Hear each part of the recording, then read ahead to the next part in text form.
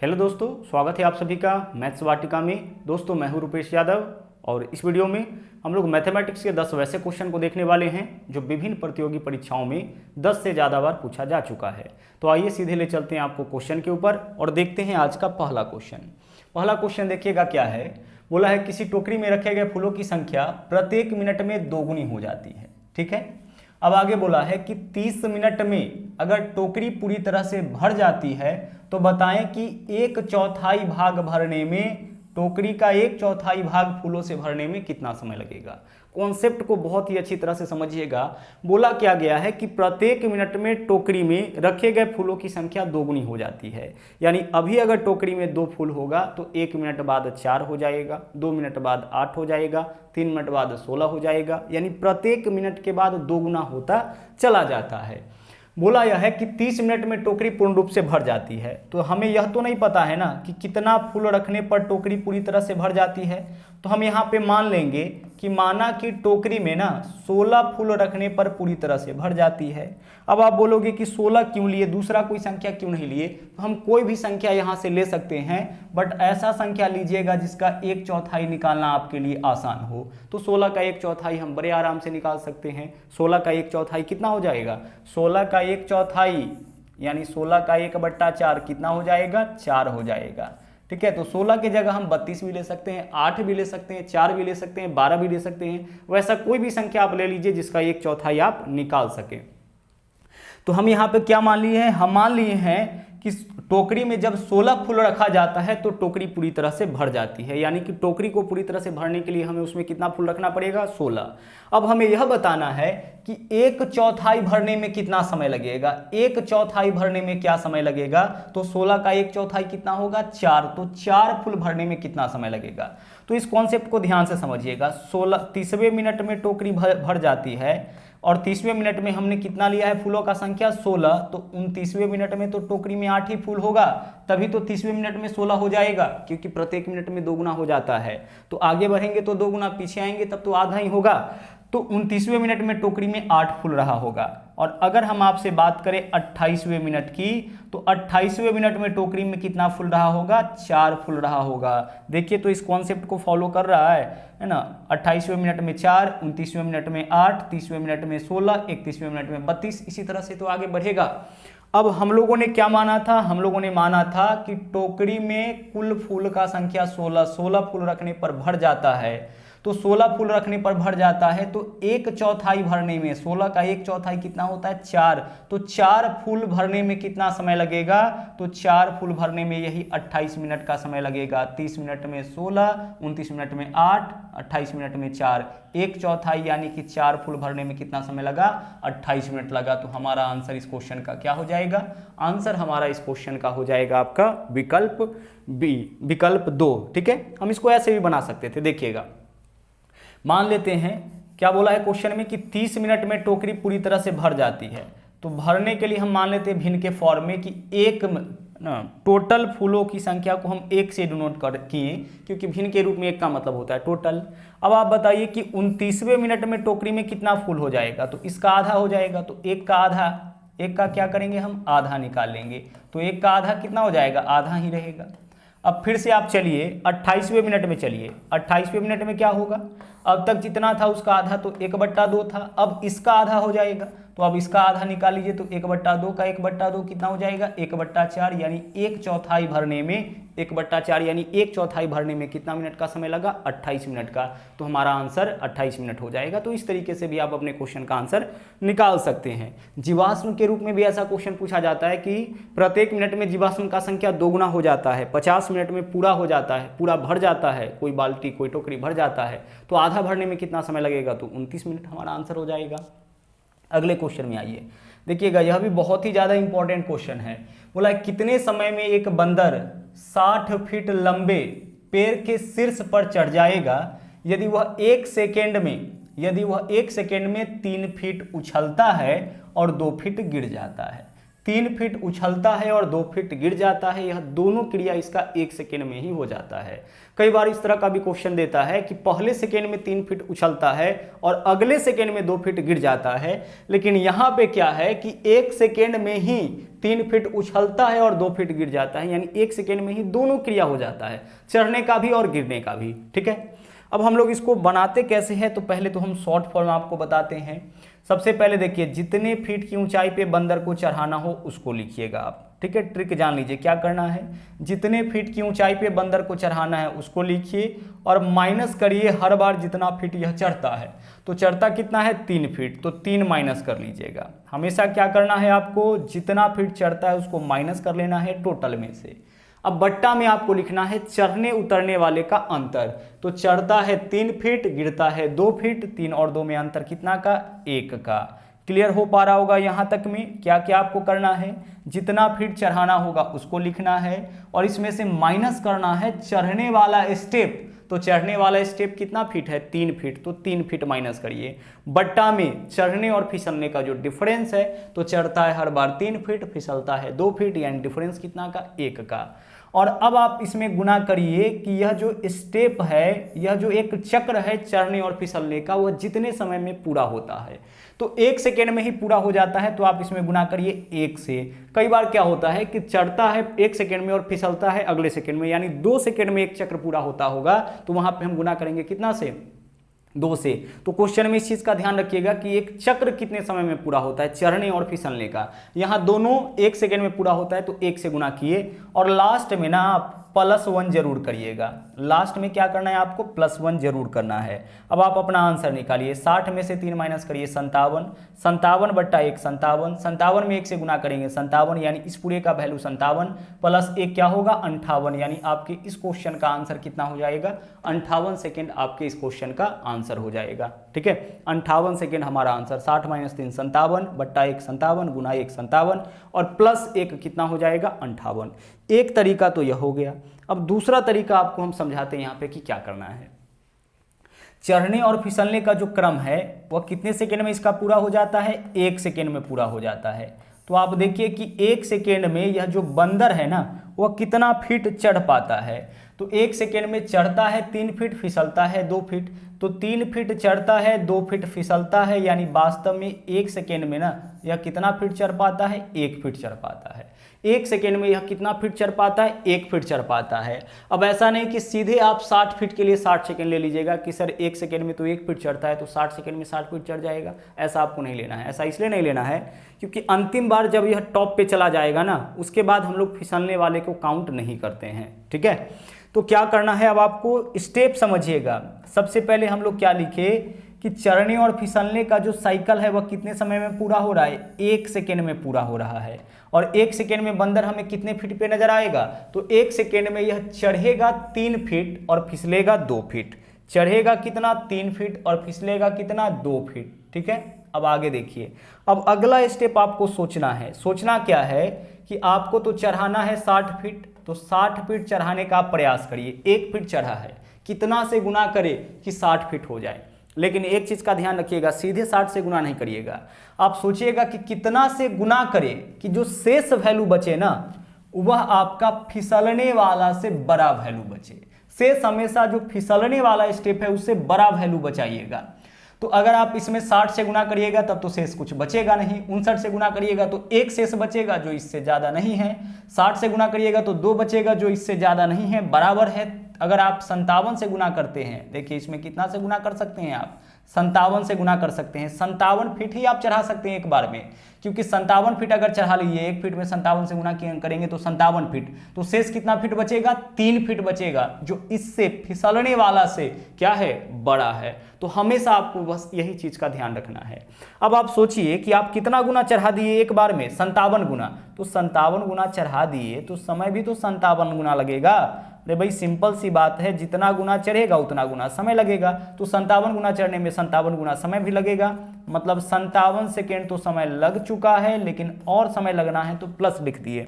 अब 57 सेकेंड में कितना फीट पे चढ़ गया है, 57 फीट पे चढ़ गया है।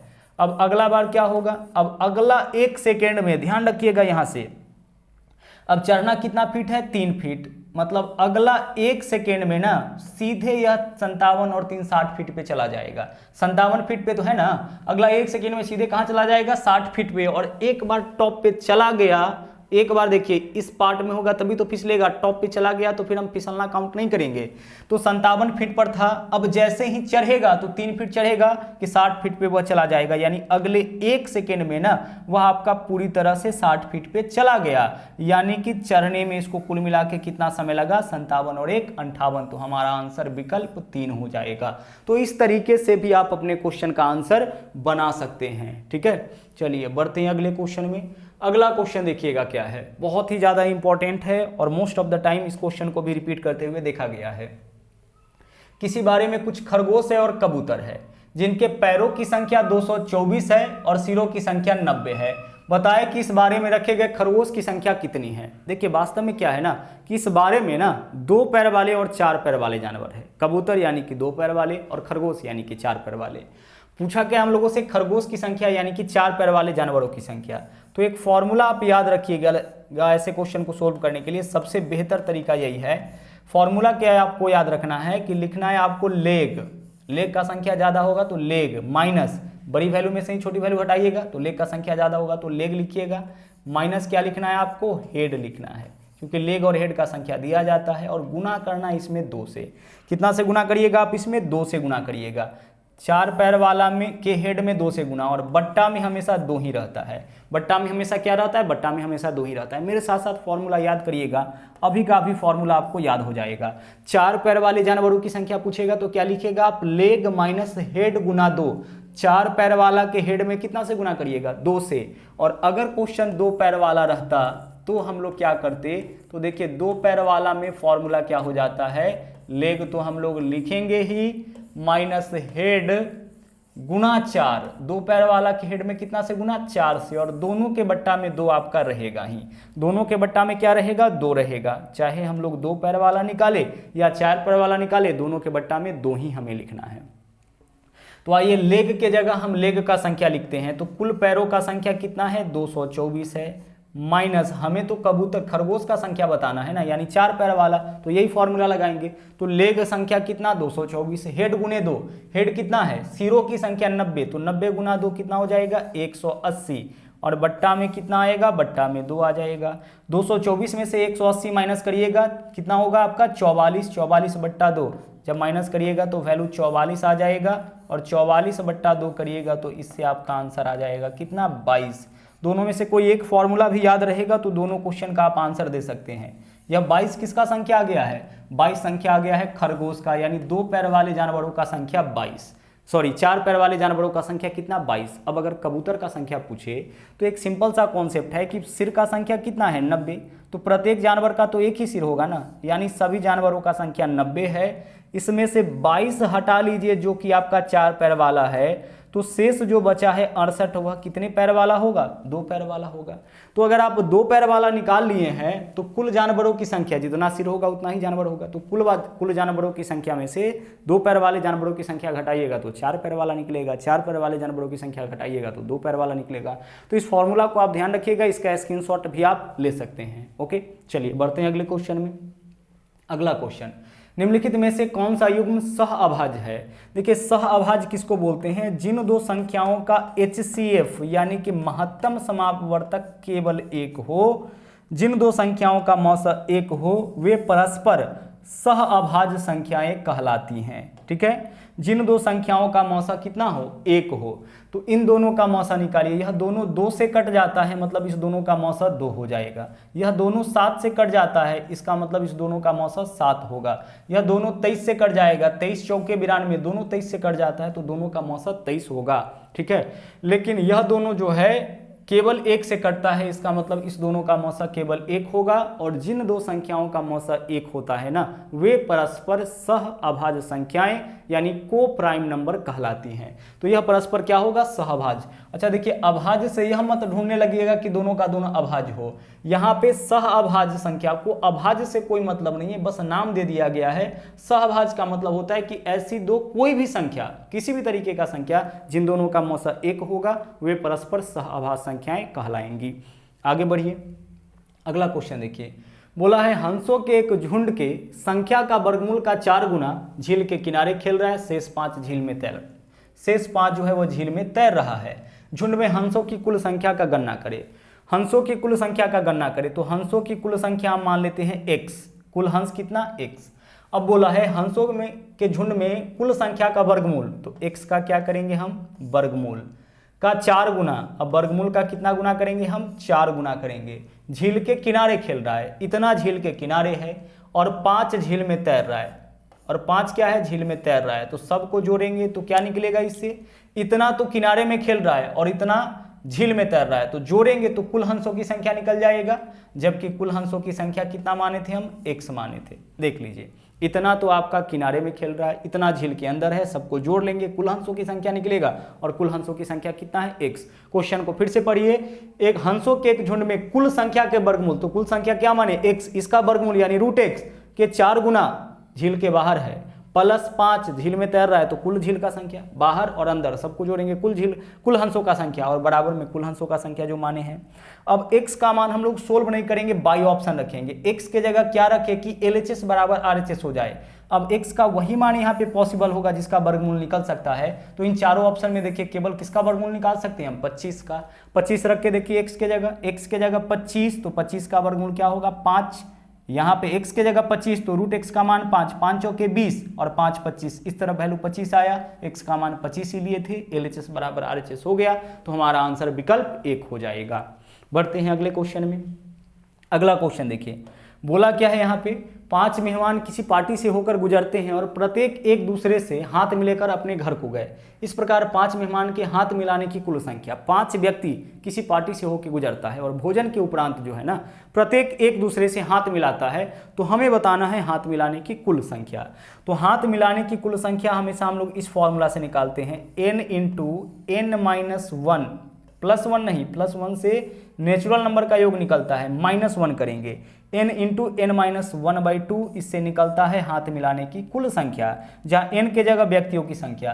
तो यहाँ देखिए कितना व्यक्ति है, 5, तो n के जगह क्या लोगे आप, 5 लोगे, इंटू n-1, तो 5 - 1 क्या हो जाएगा, 4, और बट्टा में क्या लिखेंगे, 2 लिखेंगे, तो 5 चौके 20, 20/2 कितना हो जाएगा, 10। तो हाथ मिलाने का कुल संख्या आपका 10 हो जाएगा। फॉर्मूला क्या याद रखना है, n × n-1/2। बोला जाए कि 10 मेहमान किसी पार्टी से होकर गुजरते हैं, प्रत्येक एक दूसरे से हाथ मिलाते हैं, तो हाथ मिलाने का कुल संख्या n यानी 10 × n-1 यानी कि 9, तो 10 × 9/2 हो जाएगा, 45 हो जाएगा। 50 व्यक्ति किसी पार्टी से होकर गुजरते हैं, प्रत्येक एक दूसरे से हाथ मिलाते हैं, तो हाथ मिलाने का कुल संख्या 50 × 49/2 हो जाएगा।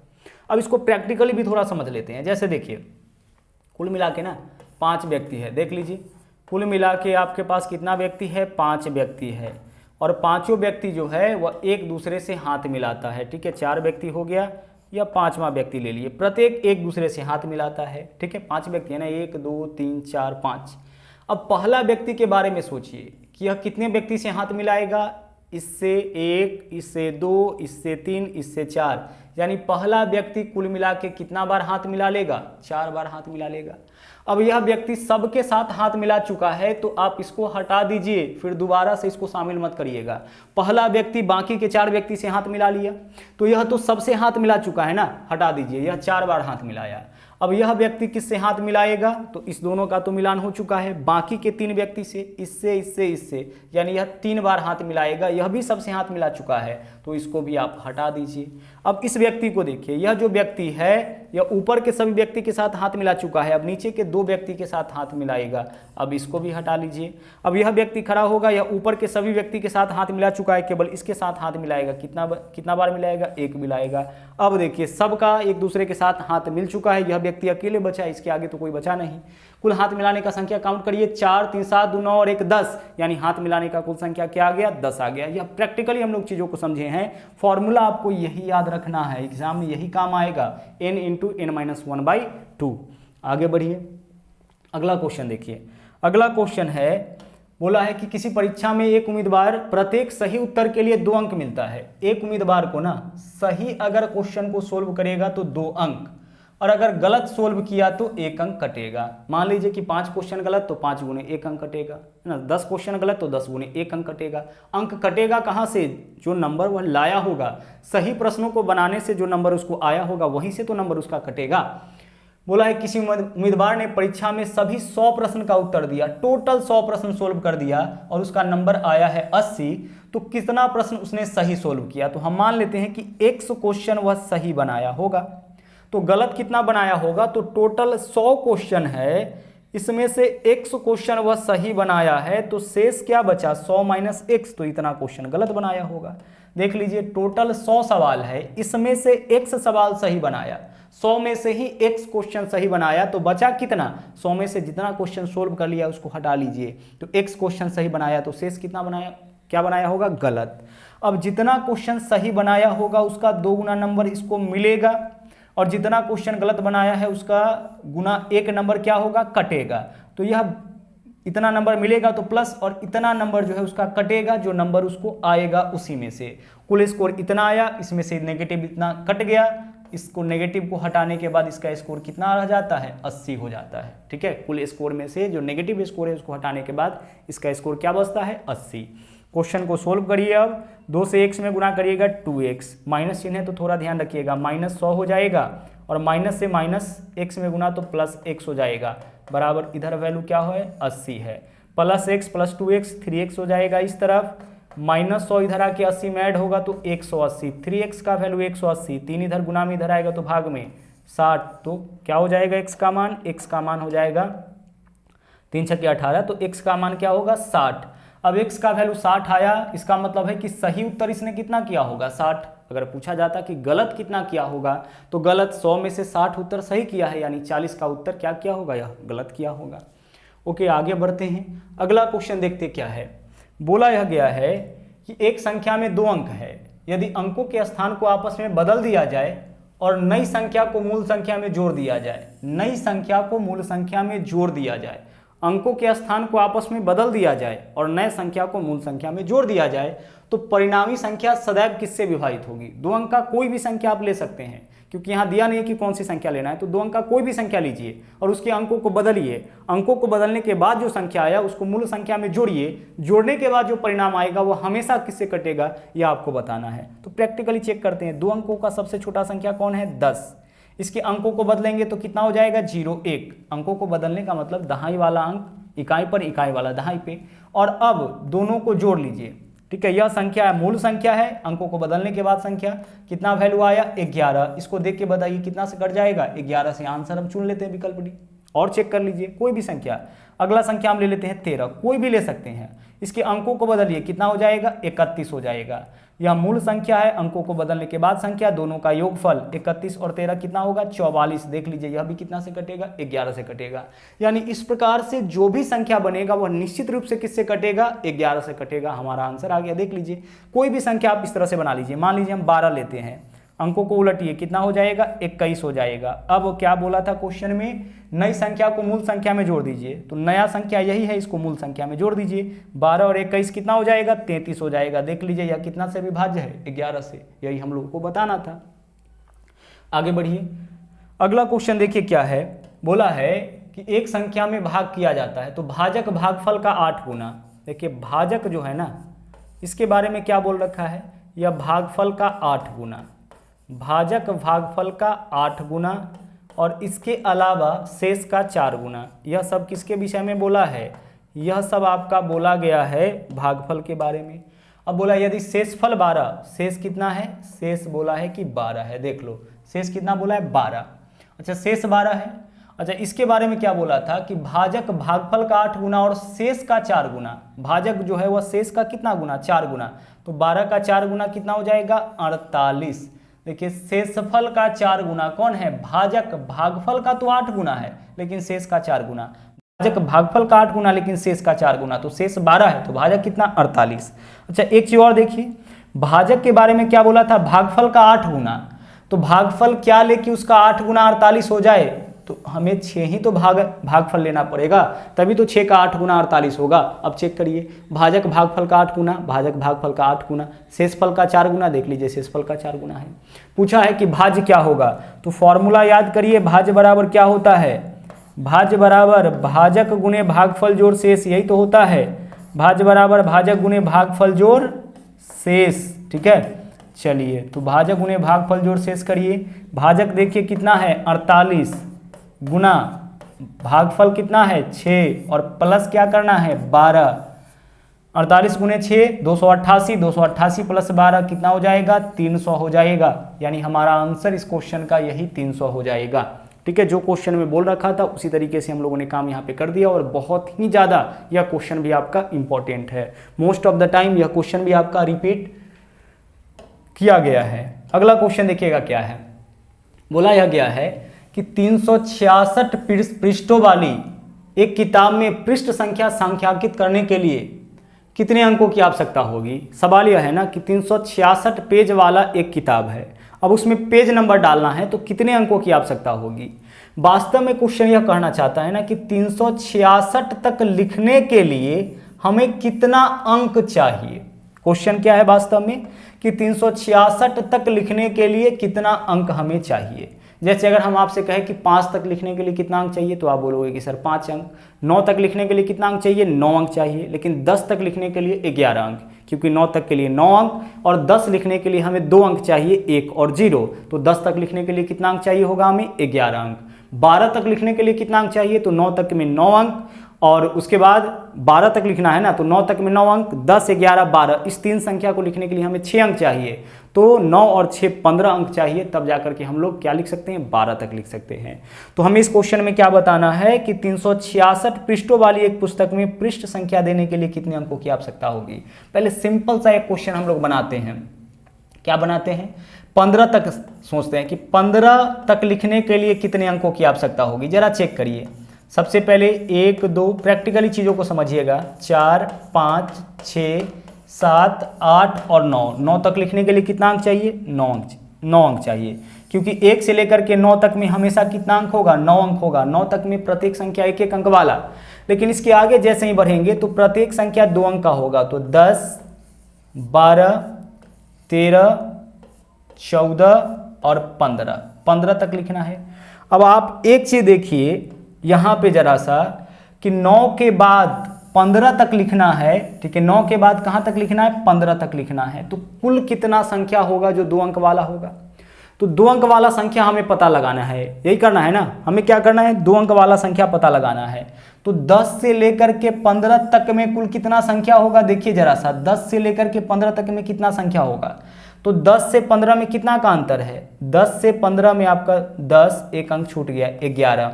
10 से लेकर के 15 तक में कितना का डिफरेंस है 5 का डिफरेंस है। तो जितना का डिफरेंस होगा उससे एक ज़्यादा संख्या होगा। ध्यान रहे 10 से लेकर के 15 तक में 5 का डिफरेंस है, यानी कि संख्या कितना होगा 6 हो जाएगा।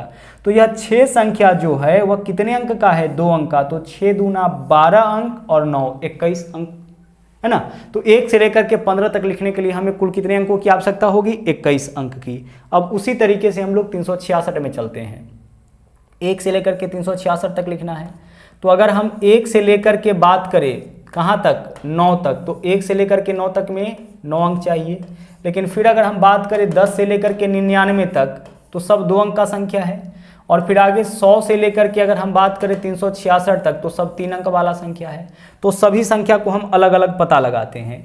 1 से लेकर के 9 तक लिखने में कितना अंक चाहिए 9 अंक चाहिए, प्लस 10 से लेकर के 99 तक का जो भी संख्या है वो कितने अंक का है सब 2 अंक का।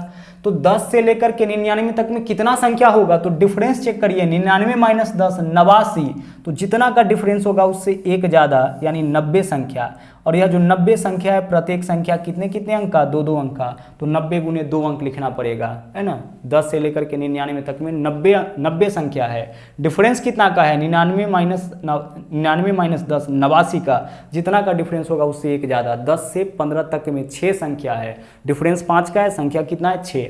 अब आगे यहाँ पे चलिए आप 100 से लेकर के 366 तक में डिफरेंस कितना का 366 माइनस 100 266, यानी संख्या कितना हो जाएगा 267। जितना का डिफरेंस होगा उससे एक ज़्यादा। और यह जो 267 संख्या है प्रत्येक संख्या कितने अंक का 3 अंक का। तो 100 से लेकर के 366 तक लिखने के लिए हमें 267 गुने 3 अंक की आवश्यकता होगी। 10 से लेकर के 99 तक लिखने के लिए 90 संख्या है, मतलब 90 गुने 2 अंक की आवश्यकता होगी। और 1 से 9 तक लिखने के लिए हमें कितने अंकों की आवश्यकता होगी 9। तो यह 9 हो गया, यह आपका 90 दूना 180 हो गया। और यह आपका 7 या 21 1 7 या 21 1 हासिल 2 क्षेत्र 18 2 20 0 हासिल 2 और 3 दूना 6 और 2 कितना हो जाएगा 8 हो जाएगा। चेक करिए तो जरा सा, 7 या 21 1 हासिल 2, क्षेत्र का 18 2 20 0, हाँ जी 20 0 हासिल कितना 2 और 2 तिया 6 और 2 8 हो जाएगा। अब इन सभी वैल्यूज को आप जोड़ लीजिए। देखिए 1 और 9 10, 10 के लिए 0 हासिल 1, अब यहाँ पे 1 हो जाएगा, 1 और 8 कितना 9, और 8 और 1 9, यानी कुल मिला के कितना अंक चाहिए होगा, कुल मिला के 990 अंक चाहिए, तब जा करके ना 990 अंक होगा, तब जा करके हम लोग 366 पृष्ठों वाली एक पुस्तक में पृष्ठ संख्या लिख सकते हैं। ठीक है, और एक क्वेश्चन हम लोग कर लेते हैं इसी के बेसिस पर। देखिएगा, अगर क्वेश्चन में रहता कि 150 पृष्ठों वाली एक पुस्तक में पृष्ठ संख्या लिखने के लिए कितना अंक चाहिए, तो पहला श्रेणी 1 से लेकर के 9 तक, तो 1 से लेकर के 9 तक में 9 संख्या और प्रत्येक संख्या 1-1 अंक का। आगे चलिए, अगला 10 से लेकर के कहाँ तक, 10 से लेकर के 99 तक, तो 10 से लेकर के 99 तक में कितना संख्या, तो डिफरेंस 89 का, यानी कि 90 संख्या, और प्रत्येक संख्या कितना कितना अंक का, 2-2 अंक का, तो 90 गुने 2। अब आगे 100 से लेकर के 150 तक, प्रत्येक संख्या कितना कितना अंक का, 3-3 अंक का, और कितना संख्या होगा, डिफरेंस देखिए 50 का, यानी 51 संख्या, और प्रत्येक संख्या अब जो है वह 3-3 अंक का है। सबको जोड़ लेंगे, हमारा आंसर आ जाएगा। तो यह आज के सेट का आखिरी क्वेश्चन था। आज के लिए इतना ही। और हाँ, यदि आप हमारे चैनल पर नए हैं तो इस चैनल को सब्सक्राइब जरूर करें, इसके अलावा लाइक और शेयर करते रहें। तो मिलते हैं अगले वीडियो में फिर से एक नए सेट के साथ। थैंक यू, जय।